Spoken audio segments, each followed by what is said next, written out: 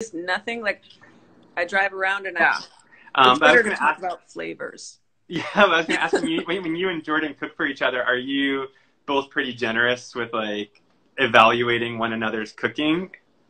Yes, but usually it is good. So Right. I'm not like that good at like lying or poker face. Like, so, but we'll also self-critique before the other person feels like they have to be, Yeah. like we'll be like, oh, I should have put more salt. Oh, I oversalted it or whatever. But doesn't And that kind of sabotage yourself? Because like I do that sometimes. I'm like, you guys, I made this dish, but it's like really salty. So that, and then it kind yeah, of like plants the seed that it is salty. So then it's like then people will experience it that way. So it's always a little dangerous, I think. To I know, but that's just like, listen, that's in your DNA if you're like that. yeah, it's true. So, so what's been like the go-to dish for quarantine? Like, what do you make the most? Hmm. Well, pasta is always like an easy and super tasty thing. Hmm. I've been really into this one that my mom was telling me about that she had in Italy, and there's a certain green they have there. What is it called? I'm blanking on the name of it, but it's sort of like broccoli leaves or kale Oh leaves. yeah, broccoli durab or No, broccoli but direct. Oh yeah. um, what is it called? Cima di rape or something. Okay. And so there's a pasta there that I did a version of with greens, but it's just, it's a basic thing, I guess, but just the thing where you have some of the greens in the pasta water and some that you saute with anchovy and Mhm. garlic and chili flakes. And then you combine it all and it's just so good. And little Somebody risotto. says it's cavolo nero. Is that what it is? No, it's the Oh, one that I that's a kind of said. pill. Yeah. So wait, so pasta. So that's a go-to. Like you'll make pasta like a couple times a week. Yeah. That's what I do too. I mean, I make Yeah. so much pasta. Most Yeah. Oh, and then the that salmon glaze has been a hit in quarantine because it's so easy. Mixing Dijon mustard with oh yeah. brown sugar and glazing salmon and baking it because we avoid salmon frequently because it stinks up the house, but Hmm. in the pan. But if you bake it, it doesn't, and you do it on parchment paper, so it's like it's not even a mess to clean up. So that's been, and it's kind of like miso cod. It's that sweet kind of. Yeah.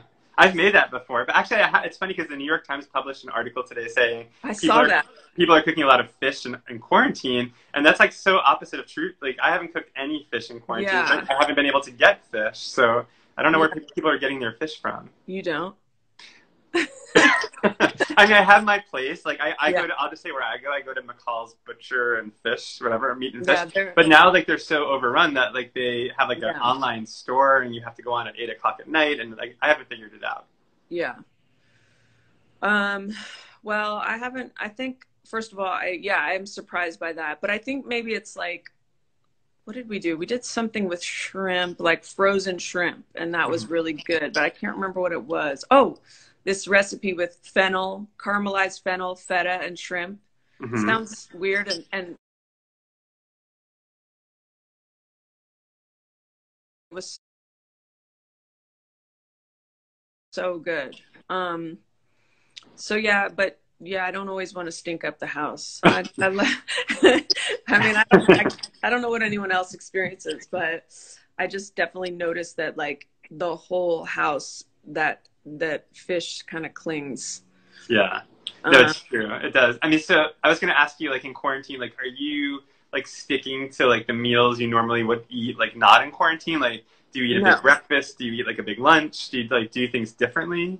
Well, I was kind of doing intermittent fasting before this, and then it's like as soon as this happened, it was like, when you're traveling and you're like, I'm just gonna eat whatever because I'm traveling. That's how I've been. Uh huh.